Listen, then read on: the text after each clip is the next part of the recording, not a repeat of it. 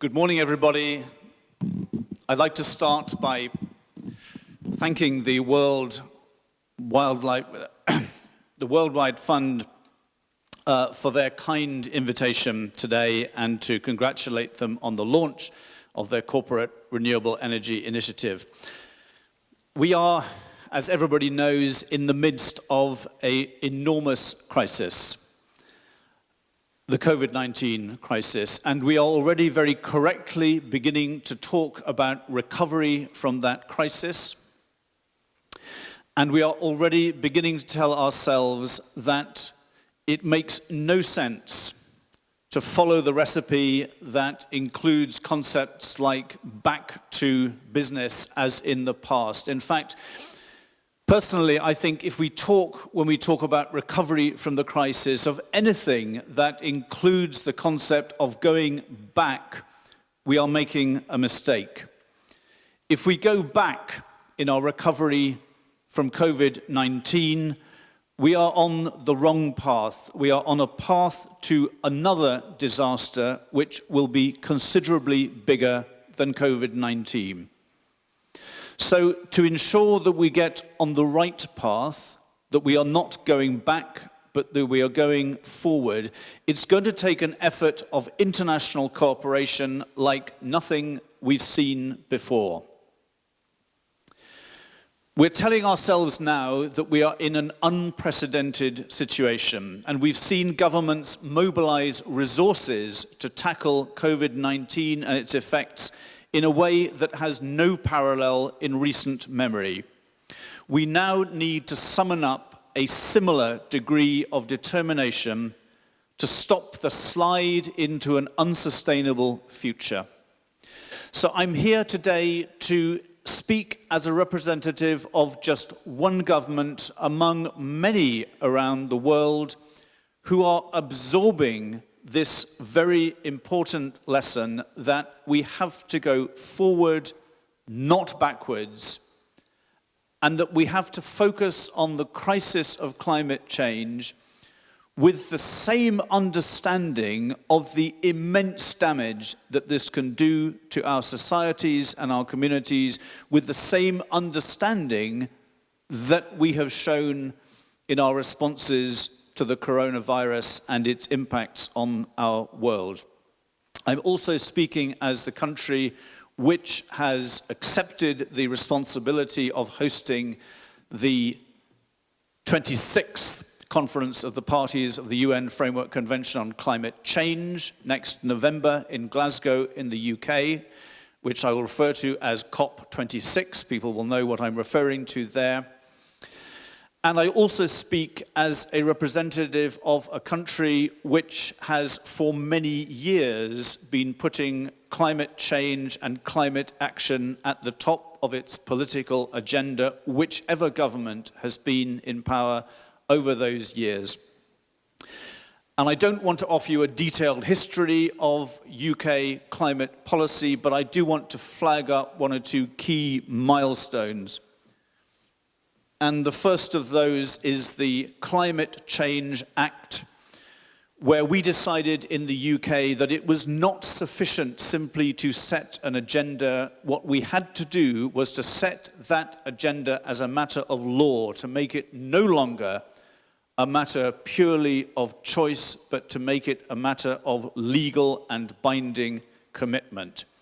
And so in our 2008 Climate Change Act, we set the world's first legally binding long-term emissions reductions target, which was an 80% reduction by 2050 on a 1990 baseline. And I would like to emphasize just how significant this piece of legislation has been. It provided, as I say, not only concentrating minds on the fact that what was in this act was a legal obligation, not simply a policy choice, but just as importantly, it provides a background of certainty to industry and to the markets to say this is the direction in which we are going. There will be no change. It is now a matter of law. And that provision of a predictable framework to to industry and to the markets is one important aspect of this. So, in conjunction with introducing the Climate Change Act, we put in place policies to accelerate the redirection of key financial flows to support the United Kingdom's clean growth objectives. We installed the largest offshore wind capacity in the world, invested over £92 billion in clean energy in the course of a decade. In the United Kingdom, we've recorded our longest run of not generating electricity from coal. And this slide demonstrates, when you look at the black shaded parts of it, you will see that this is the regularity with which coal was being burned in our energy generation sector as recently as 2012. And you will see progressively each year how the proportion of coal and the concentration of coal thins out as year goes by. Then in 2018, you see these green periods coming in. And those are the days when not a single ounce, not a single gram of coal was burned in the UK to generate power. And you see those green periods lengthening through 2018, 2019, and you come up to this year, and we have just finished our longest coal-free run, 67 days, 22 hours and 55 minutes, if you want the exact figures, where no coal has been burnt in generating electricity in the United Kingdom. And that period came to an end only when one of our few remaining coal-powered fire stations realized that it had to run a sort of test run, as it were, just to make sure that everything was going. So this is the pace at which coal is being phased out in the United Kingdom, and we are confident that the final end to this story will take place at the latest by 2024, quite possibly before that.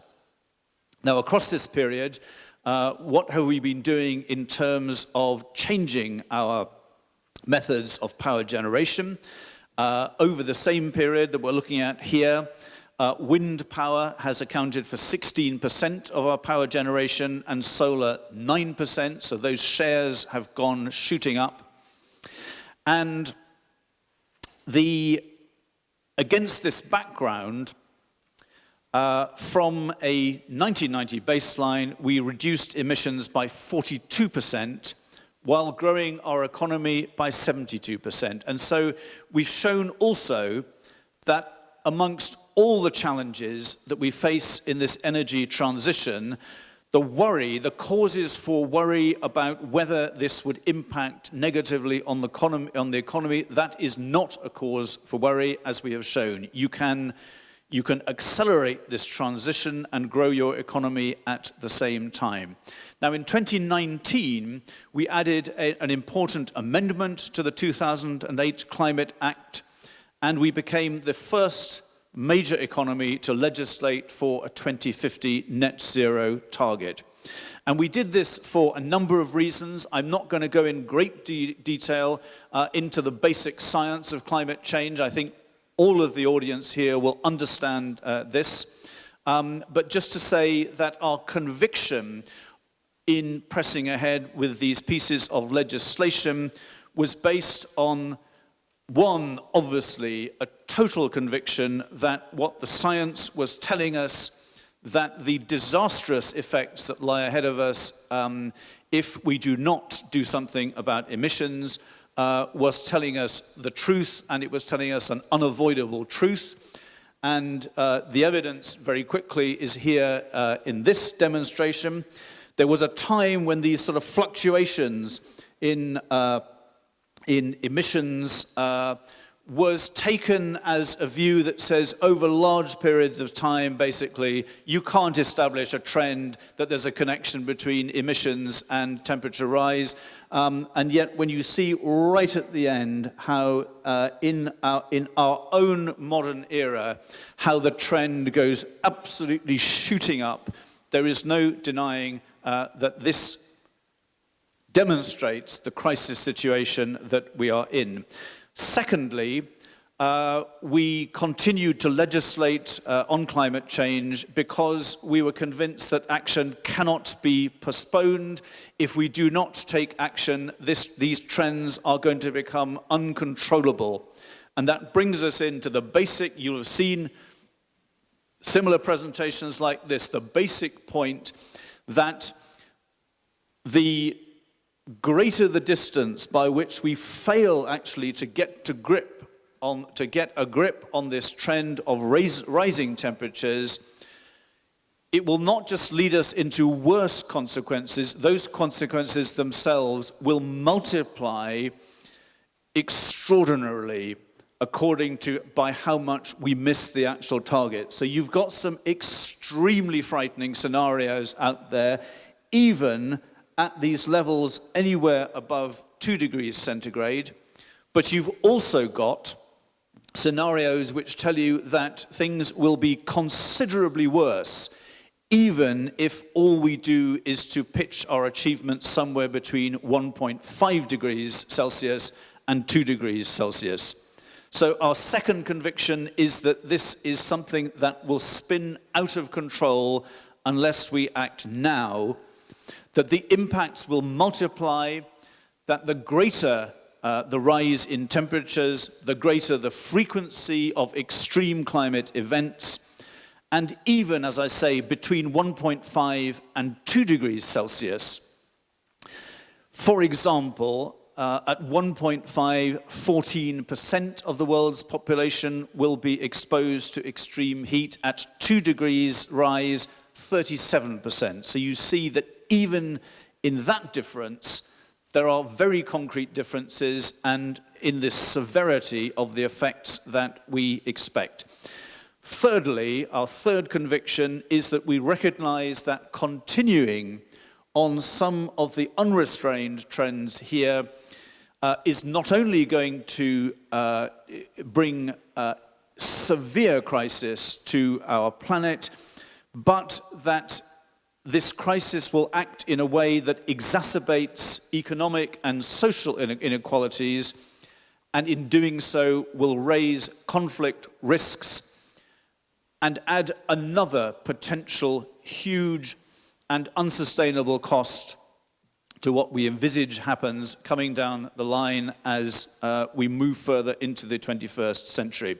So it's against that background that the British government decided to offer itself to take the responsibility to host the COP26 conference next year in Glasgow. It has been postponed by a year in the background of the coronavirus problem.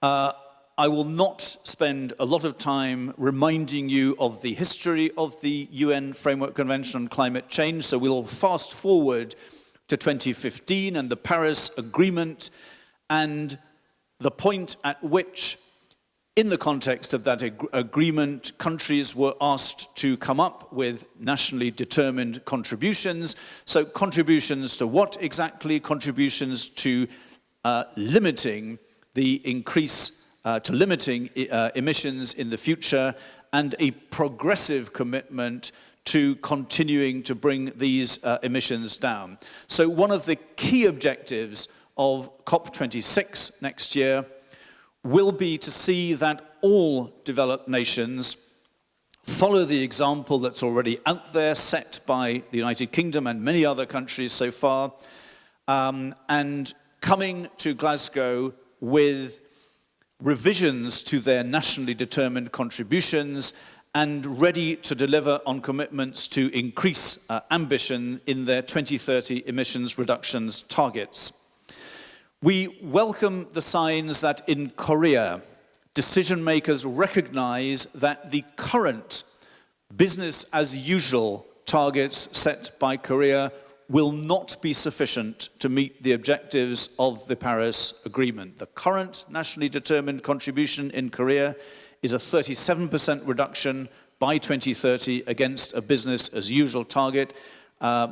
We know that our colleagues in Korean government recognize that is not a sufficient position to bring to COP26.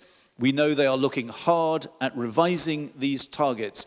And we very much hope, as they look at revising these targets, that we will see Korea take a choice which is open to it to join the Champions League of leaders in emissions reductions.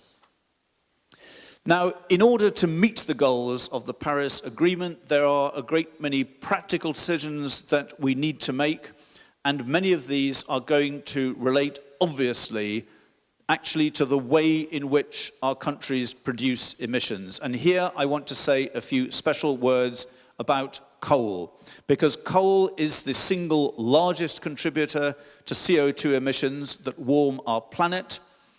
And so ahead of COP26, we are making a special appeal to China, Japan, and to South Korea, the three principal global financiers of coal, to put an end to their financing of overseas coal power development. Because continued financing of new coal projects is going to trap developing countries into carbon-intensive futures well into the second half of the 20th century, and that in turn will make it absolutely certain that we as a group of nations will fail to meet the goals of the Paris Agreement. So I do hope to see positive signs that South Korea will hasten the pace of domestic coal phase-out and the transition to renewable energy. A few words now about that transition to renewable energy. We have seen wind and solar energy. We've seen we've seen these emerging as the most cost-effective sources of energy generation. We've also seen a trend in which they have become much cheaper than coal. They are also job creators. The International Renewable Energy Agency has identified that boosting investment in renewables would increase jobs in the sector to 42 million globally, and you can see what a large share East Asia has in that projection. So 4 times as many jobs as today by 2050 in the sector.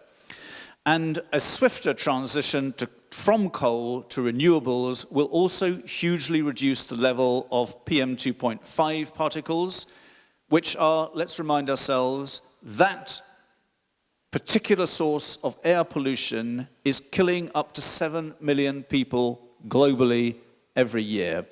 And I think we should pause to consider the effects of public health on particulate pollution, and again remind ourselves, ask ourselves the question, what are we doing? What have we been galvanized into doing by the coronavirus crisis and its effects on public health? Let us also think of the devastating effects on public health that atmospheric and environmental pollution have, and draw the right conclusions.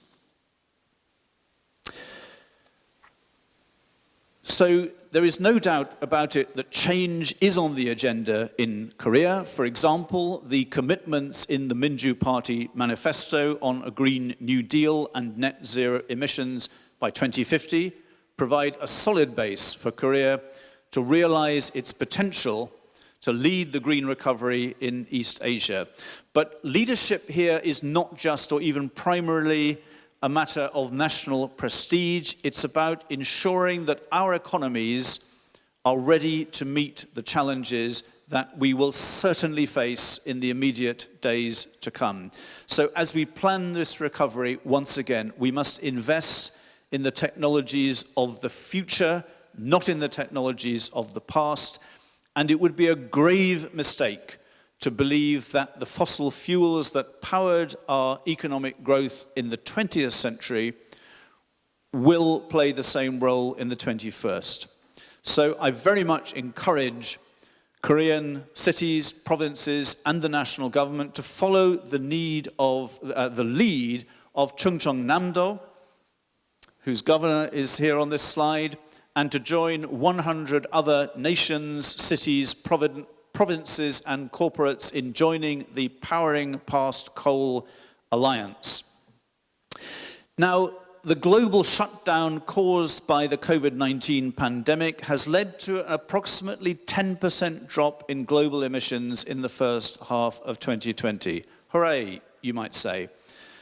But this is just a welcome respite, and it will have almost no long-term impact.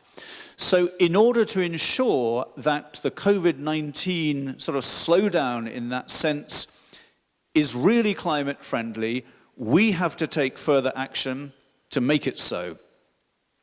We have to take the opportunity to base our recovery on the practices and patterns of consumption, not on those patterns of the past, but those patterns of consumption that steer the economy away from carbon, but critically do so at a lower financial, social, and political cost than might otherwise have been the case. So we have some advantages and opportunities here. We have low and in some cases negative interest rates that makes the total bill for restructuring more viable.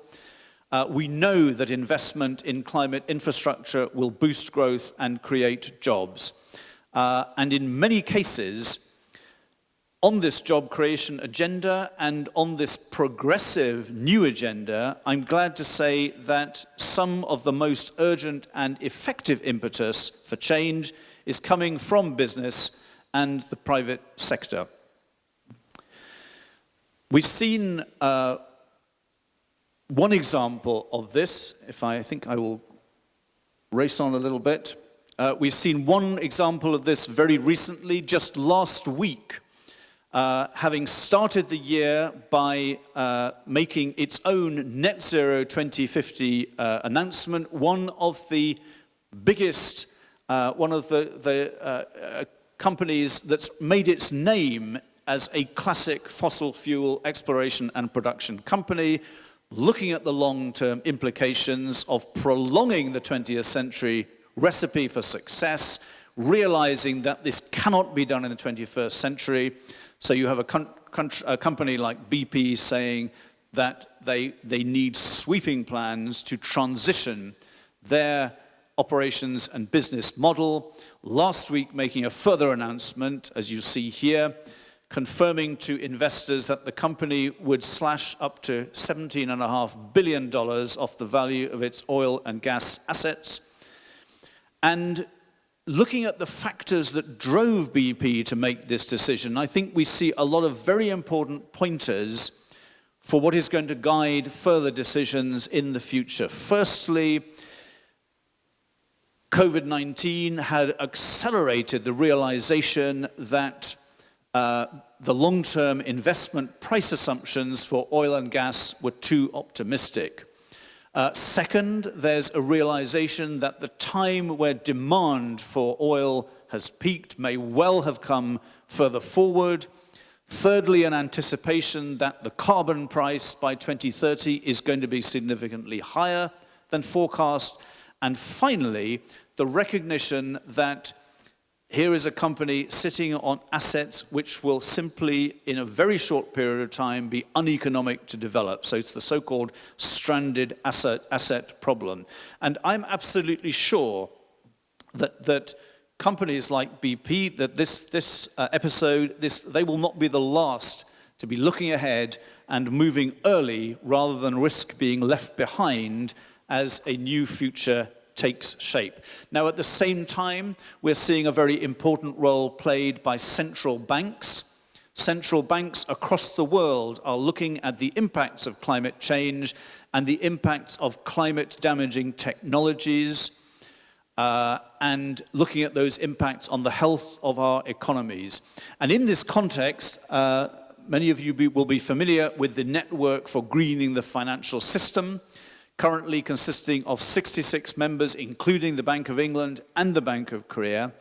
And here is an initiative leading the way, for example, in developing supervisory approaches to climate risk and climate stress testing. And this is an area where we are convinced that detailed and meticulously evidenced scenario building is going to help us understand the full extent of the climate risk that companies and banks and lenders have on their books, and to develop increasingly effective strategies which can be used by regulators and supervisors to home in on this problem and to find ways of accelerating thinking on what needs to be done about this enormous backlog of what is essentially bad exposure, what is essentially exposure in risks that are out there, which will be very quickly overtaken both by legislation, both by practice in energy generation, by practice in the automotive sector, and it enables regulators, supervisors, central banks, and so on to accelerate their action in getting to grips with this issue and sending powerful signals to say to any bank, any investment institution, if you are overexposed in this sector, then you are in trouble. Now, something which has very much helped against this background is the launch of another initiative.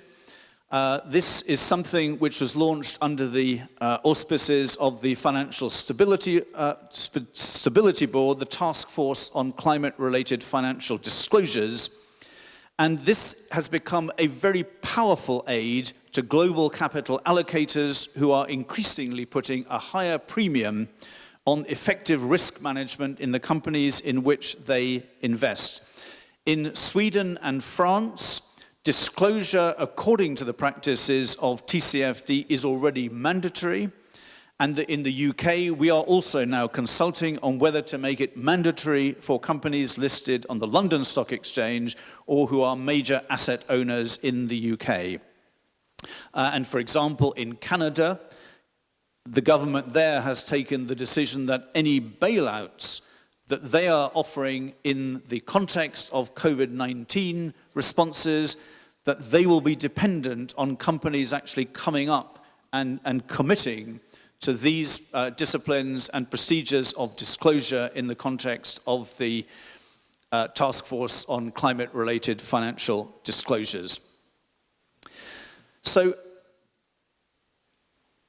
as things stand, 4/5 of the top 1,100 companies across the G20 countries are providing material for disclosure under this initiative. So far in Korea, only a handful of those companies are Korean companies, but there is increasing evidence that corporate strategists in Korea are also asking themselves whether this situation is adequate to take the country into the post-COVID future, and looking at the need to adopt more of these practices of climate-related financial disclosure. I want to draw to a finish now just by looking, again, putting the focus back onto COP26 and the race to zero. And just to emphasize in conclusion that this transition to a low-carbon economy, that our progress towards the net zero by 2050 is hugely dependent on industry and on the decisions that industrial and decision makers in the industrial and financial sectors make. And that's why we are putting a special effort into encouraging businesses also to come to Glasgow for COP26 next year. But even in advance of that, we've seen a welcome trend of businesses pushing governments into more decisive and quicker action on the climate change agenda. So in recent months, for example, we've seen companies, we've seen investment institutions like BlackRock, JP Morgan, Citibank, all indicating that they will stop investing in companies that support coal. We've seen Barclays, formerly Europe's largest investor in fossil fuels, confirming that they will align their entire investment portfolio within the trajectories of the Paris Agreement. We've seen, I mentioned BP, but we've seen Shell and Total, again, totemic fossil fuel companies committing to zero-emission operations. We've seen McKinsey urging a reconsideration of subsidy regimes that accelerate climate change. It's clear that in many cases, this is not an agenda that business needs to be dragged into. It's clear that in many cases, business is also helping to lead this agenda. Again, another UK example, Rolls-Royce committed to zero carbon across its operations by 2030, making that announcement just last week. And they are now focusing in an accelerated way on technology to assist carbon-intensive sectors in shipping, aviation, and power generation in order to accelerate their progress to net zero. So all of these companies may have had different starting points and taken different routes to get there, but accelerating the pace of the low-carbon energy transition is now a destination on which there is a rapidly forming consensus between civil society, big finance, business, and government. And another example of this, obviously, is the automotive sector. And it was said quite recently and anticipated that the transition in the automotive sector was likely to take a large period of time. There were many people not so long ago who anticipated that the phase out of conventional petrol and diesel engines would be a process that was likely to take much of the 21st century to achieve. That is no longer the assumption that's mainstream, and I think this is illustrated by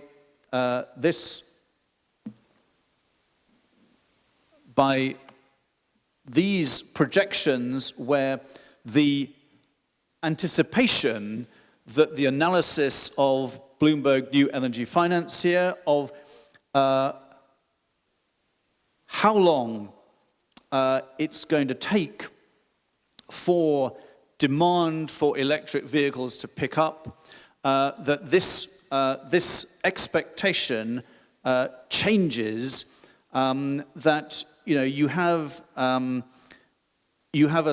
assumption in 2016 of a relatively low penetration of the market, and each year that assumption of how quickly electric vehicles will penetrate the market improves and increases. And so with that, the expectation that the end of the internal combustion engine will itself be hastened, that expectation is gathering. And against that background, many governments, including the United Kingdom, have decided to legislate to increase the pace of transition to zero-emission vehicles. So we have brought forward our prohibition on the sale of new fossil fuel vehicles to 2035, and it is quite likely that we will bring that forward even further to 2032. The European Union is likely also to be ambitious with its transition date on vehicles. We're likely to see states like California in the United States follow this example, and that too is going to have a significant impact on the US market. So all around the world, these trends are accelerating, but let's remind ourselves of the problem of stranded assets, of investment in technologies of the past, and that is also, as these trends towards the new technologies accelerate, that is also going to mean that the problem of those companies or those investors with too much exposure to the last century's technologies on their books, that also will become more acute. So ahead of COP26, we're encouraging large companies who've begun the transition to zero-emission vehicles to join this EV100 initiative, to make pledges fully to electrify their vehicle fleets by 2030. And we're seeing, again, this trend taking place in Korea as well, whereby more and more companies are electrifying their vehicle fleets and ensuring that that process is supported by putting in place the appropriate charging infrastructure. I will now come to my last point, and just to say a word about the race to zero. So the alliance at the moment, as we keep on preparing for COP26, includes 449 cities, 21 regions, 995 global businesses, and the other figures you can see here.